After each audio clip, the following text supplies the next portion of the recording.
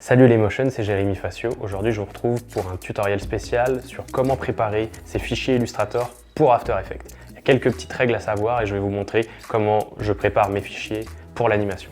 Voilà, on se retrouve tout de suite derrière le logiciel.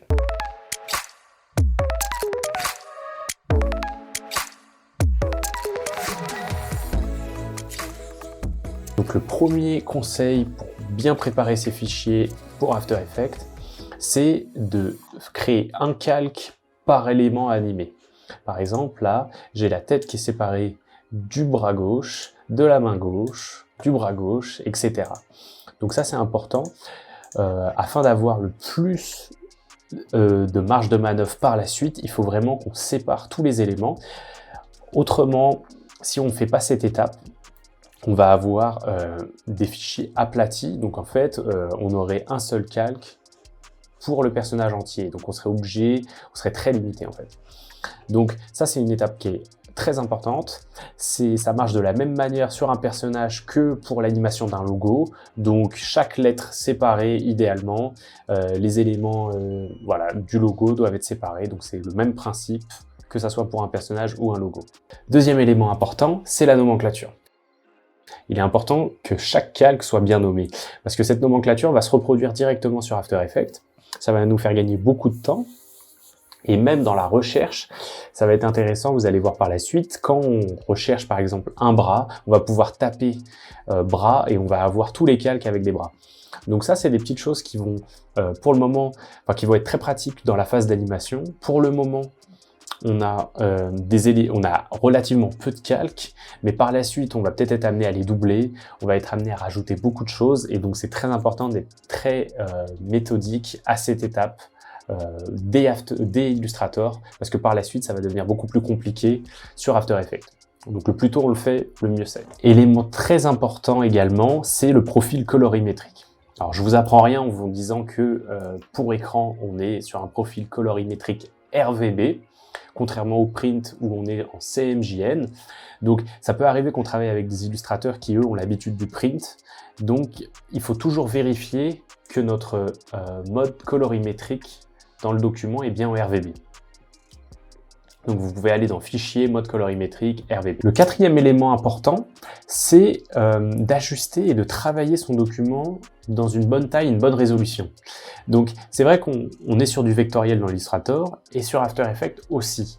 Mais tant qu'à faire, si on compte faire un fichier pour une vidéo en HD, en 1080p ou en 4K, voilà, c'est pas la même chose. Donc autant faire que notre artwork soit, que notre personnage soit à la bonne taille. Là par exemple, je suis sur un format de document en 2000 pixels par 2000 pixels. Moi, ça va me suffire, ça va être parfait parce que j'ai plus qu'il me faut en hauteur. Je serai sur un format HD, donc ça va être suffisant.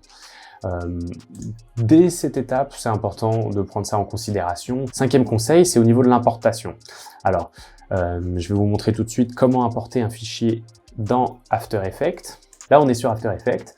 Je vais importer mon document Illustrator en allant dans Fichier, Importer. Et ici, voilà, les choses vont se passer ici. Donc, j'ai sélectionné mon document. Donc, j'ai mon personnage prêt pour être rayé. Et là, ça va être bien important de choisir composition, conserver les tailles de calque. Voilà. Si on choisissait un métrage, on aurait en fait, il nous importerait juste le fichier Illustrator et il serait aplati. Ça, c'est ce qu'on veut éviter. En choisissant composition et conserver la taille des calques, il va nous créer une composition et à l'intérieur, il va mettre tous les différents calques à leur taille propre. Si j'avais choisi composition simplement, en fait, tous les calques seraient à la taille de la composition, ce qui va être beaucoup moins pratique pour moi pour animer. Là, dans le cas, ça peut dépendre des situations, mais en tout cas, pour le cas présent, quand il s'agit d'un personnage, moi j'aime beaucoup travailler avec la taille des calques. Donc j'ouvre, je valide, et là on peut voir qu'il a créé un dossier où il a séparé tous les calques. Et à l'intérieur, il a créé une composition également, où là, j'ai mon personnage et tous les calques séparés avec la bonne nomenclature. Donc ce que je vous expliquais tout à l'heure, c'est que si par exemple je recherche bras, il va... Voilà, là j'ai tapé bras, donc il me fait ressortir tous les calques bras. Donc ça peut être également pratique quand on a une bonne nomenclature. Ce qui est intéressant aussi après par la suite, c'est de bien séparer les éléments par code couleur, mais ça c'est encore d'autres méthodes de travail.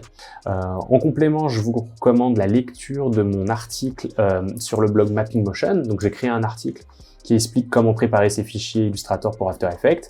Donc voilà, là j'avais pris l'exemple d'un logo, donc ça peut, si vous voulez avoir un complément d'information, vous trouverez tout dessus. Également, je vous conseille d'aller télécharger mon guide de survie du débutant sur After Effects. Il y a à l'heure actuelle plus d'une trentaine de pages sur voilà, des notions clés pour bien débuter sur After Effects. Donc voilà, je vous conseille d'aller télécharger ce livre. Voilà, on vient de voir ensemble les techniques que j'utilise pour préparer mes fichiers pour After Effects. C'est vrai qu'il y a d'autres manières et je vous montrerai dans un autre tutoriel comment utiliser le plugin Overlord. Voilà, je vous dis à très bientôt.